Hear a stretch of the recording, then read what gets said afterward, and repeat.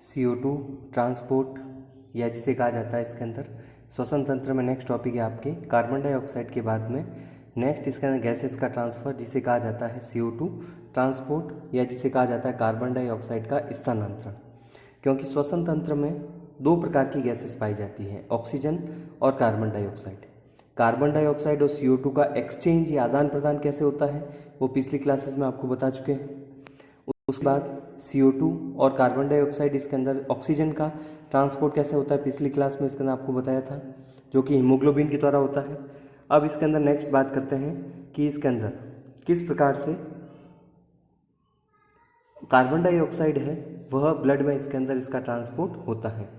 तो CO2 का transport जो होता है वह ऑक्सीजन की तरह ही होता है, ब्लड में होता है, तथा अंत में इसके अंदर कार्बन डाइऑक्साइड ब्लड से एल्वियोलाई जो होता है, और ब्लड जो है रक्त से एल्वियोलाई में इसके अंदर आपको बताया था मुख्य रूप से इसके अंदर गैसेस या इसके अंदर गैसों का स्थानांतरण या एक्सचेंज होता है। तो ब्लड में जब इसके अंदर जो भी गैसेस ज़्यादा है, ऑक्सीजन है या कार्बन डाइऑक्साइड ज़्यादा है, उसका स्थानांतरण हमेशा उच्च आंशिक दाब से निम्न आंशिक दाब की ओर होता है।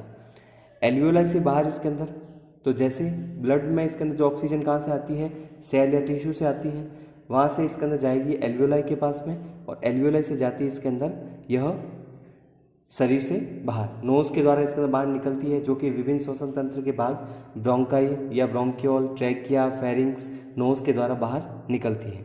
तो कार्बन डाइऑक्साइड का स्थानांतरण किस प्रकार से होता है आपको इसके बारे में बताते हैं। फर्स्ट इसके अंदर ट्रांसपोर्ट या स्थानांतरण।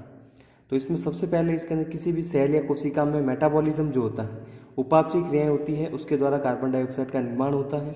और ये कार्बन डाइऑक्साइड उच्च सांद्रता से निम्न सांद्रता की ओर इसके अंदर सेल और इसके अंदर कोशिका के बीच में जो इंटरस्टेडियल फ्लूइड होता है, द्रव होता है, इसके द्वारा उच्च सांद्रता से निम्न सांद्रता की ओर जाती है ब्लड में। ब्लड से इसके अंदर ये जाएगी किस में, इसके अंदर RBC में। तो ये तो ब्लड का इसके अंदर जो है ब्लड कैपिलरीज हैं, ये कंप्लीट इसके अंदर जो स्ट्रक्चर बना हुआ ब्लड कैपिलरीज है। इसमें इसके अंदर दो भाग होते हैं मुख्य रूप से, प्लाज्मा और एक होती है कोशिका। कोशिका जो है इसके अंदर उसको कहा जाता है रेड ब्लड सेल या रेड ब्लड कार्पसल्स।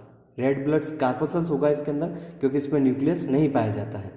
इसके बाद इसके अंदर यह CO2 जो कार्बन डाइऑक्साइड है जो कि सेल से आई है, वह इसके अंदर H2O या जल से जुड़ती है, जो जल इसके अंदर कह सकते हैं RBC में पाया जाता है।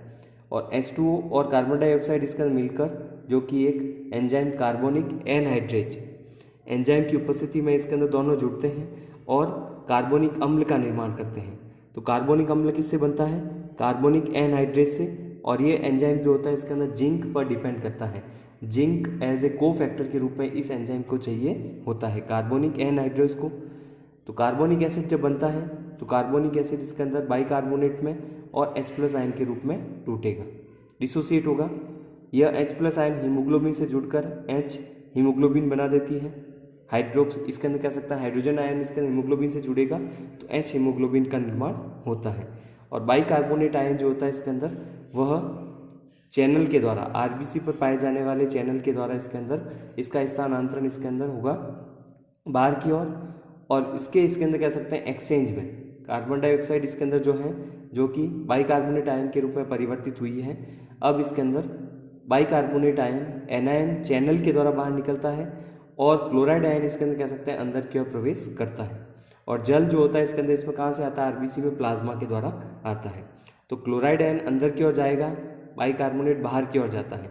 तो दोनों जो एनायन होते हैं, नेगेटिव चार्ज आयन होते हैं, विपरीत दिशा में इसके अंदर एक दूसरे की ओर गमन करते हैं। और विपरीत दिशा में मतलब प्लाज्मा से RBC में इसके अंदर क्लोराइड आयन अंदर की ओर जा रहा है और बाइकार्बोनेट आयन जो है वह RBC से प्लाज्मा में आता है। इसके अंदर दोनों अपोजिट डायरेक्शन में जा रहे हैं। इसके अंदर चैनल को इसका एनायन चैनल इसलिए कहते हैं क्योंकि ये नेगेटिव चार्ज जो मॉलिक्यूल होता है उसका इसके अंदर स्थानांतरण करता है। और इस प्रकार के इसके अंदर जो ट्रांसपोर्ट होते हैं इसके अंदर उसको एंटीपोर्ट भी कहा जाता है। एंटीपोर्ट इसलिए कहा जाता है क्योंकि इसके अंदर यहाँ पर जो एक इसके अंदर कह सकते हैं आयन दूसरे आयन की तुलना में विपरीत दिशा में गति करता है। एक प्लाज्मा से RBC में जा रहा है, एक RBC से प्लाज्मा में आता है। यदि दोनों एक ही दिशा में जाते हैं जैसे आरबीसी से प्लाज्मा की ओर आते दो आयन, या इसके अंदर कह सकते हैं दोनों आयन प्लाज्मा से आरबीसी के अंदर की ओर जाते, तो वो जिस चैनल के द्वारा जाते हैं उसको को ट्रांसपोर्ट कहा जाता है। लेकिन यहाँ पर विपरीत दिशा है, इसके कारण उसको एंटी ट्रांसपोर्ट इसके अंदर कहा जाता है, या एंटीपोर्ट भी जिसे कहते हैं। तो इसको बड़ा करके या जूम करके देखा जाए, यहाँ पर जो चैनल पाए जा रहे हैं उसको बड़ा करके देखा जाए तो जैसे इस प्रकार से दिखाई देता है। ये कंप्लीट आरबीसी होती है जिसको लाल रुधिर कणिका कहा जाता है। तो CO2 जो सेल से आई है वह इसके अंदर एंटर करती है, और चैनल में ये जो आरबीसी है जो कि ब्लड कैपिलरीज में पाई जाती है, उसमें हीमोग्लोबिन होता है जो कि ऑक्सीजन को जोड़ता है।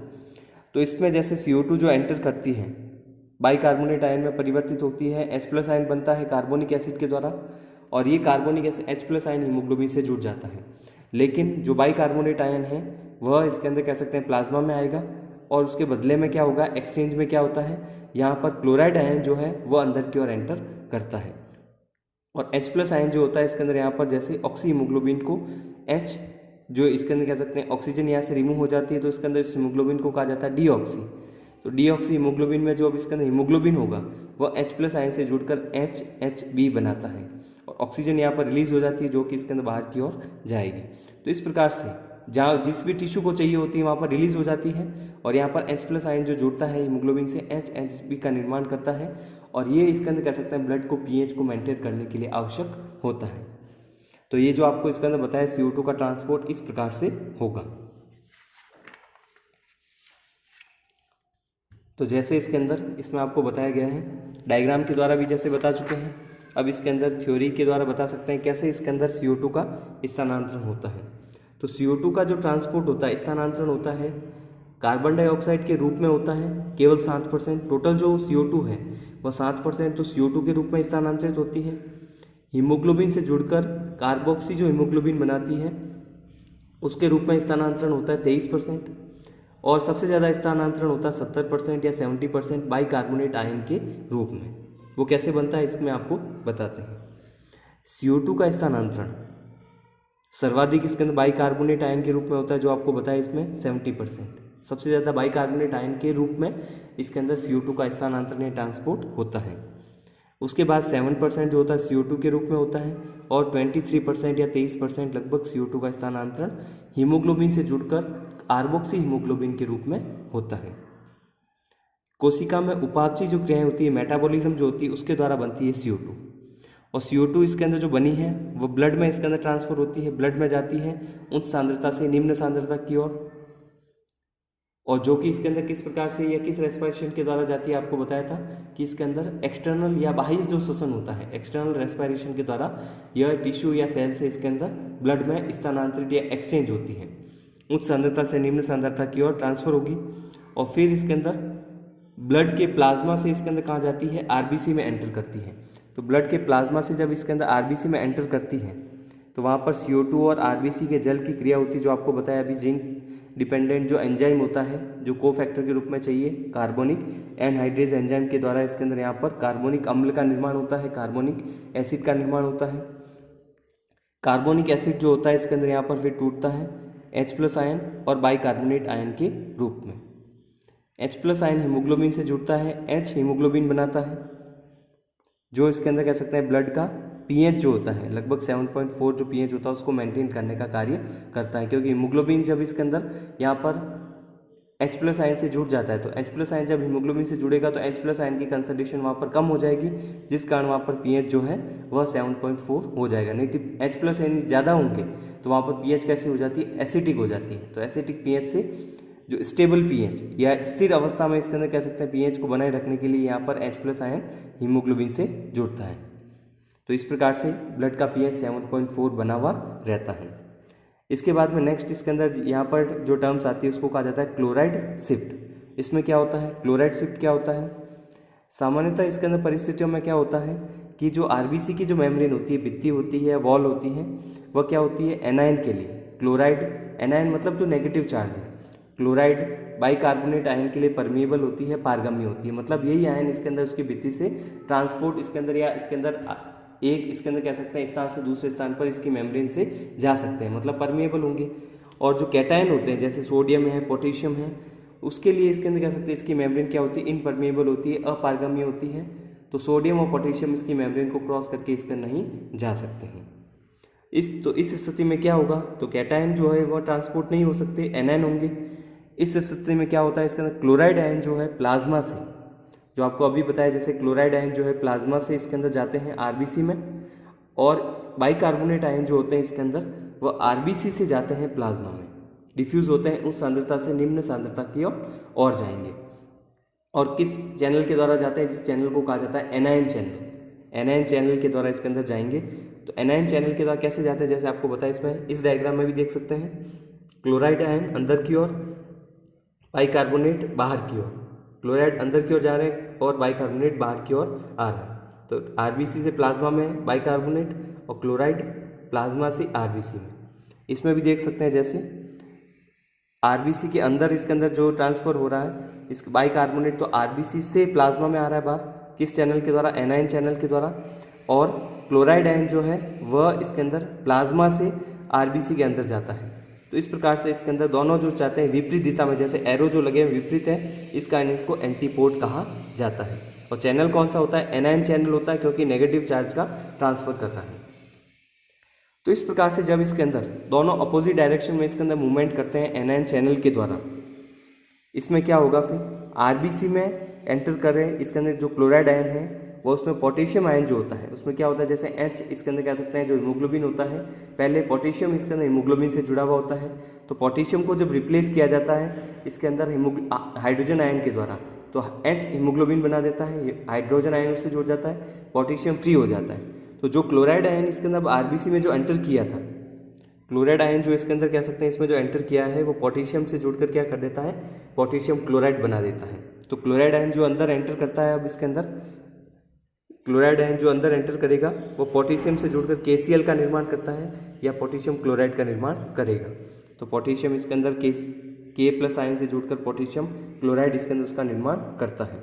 और जो बाइकार्बोनेट आयन है जो बाहर की ओर आता है प्लाज्मा में, इसके अंदर आरबीसी से प्लाज्मा में आएगा, तो इसमें बाइकार्बोनेट आयन जो है वह सोडियम आयन से जुड़ता है और बाइकार्बोनेट इसमें सोडियम बाइकार्बोनेट का निर्माण करता है। और क्लोराइड शिफ्ट जो होती है उसमें किस प्रकार की क्रिया उत्क्रमणीय होती है, जब वापस परिस्थितियाँ चेंज होगी तो उस समय वापस इसके अंदर क्लोराइड आयन जो है वह इसके अंदर कह सकते हैं, और जो इसके अंदर सेकंड है बाइकार्बोनेट, उसका स्थानांतरण वापस विपरीत दिशा में होगा। ऐसे नहीं एक परमानेंट रूप से या स्थायी रूप से अंदर की ओर स्थानांतरित होते हैं, यह इसके अंदर उत्क्रमणीय या रिवर्सिबल होती है। इस कारण ये वापस भी इसके अंदर आरबीसी से प्लाज्मा और प्लाज्मा से आरबीसी में जा सकते हैं। इस कारण, और वे किससे जाएंगे, वो जाएंगे इसके अंदर केवल एनायन चैनल के द्वारा ही।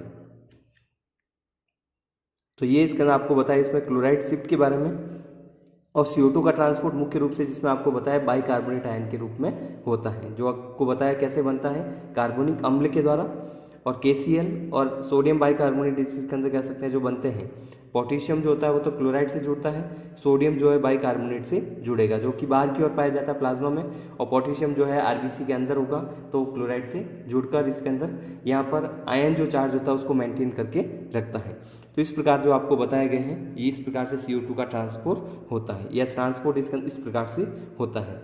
श्वसन तंत्र संबंधी कुछ और टर्म्स है इसके अंदर, उसको आपको नेक्स्ट क्लास में बताएंगे, और फिर नर्वस सिस्टम इसके अंदर स्टार्ट करेंगे।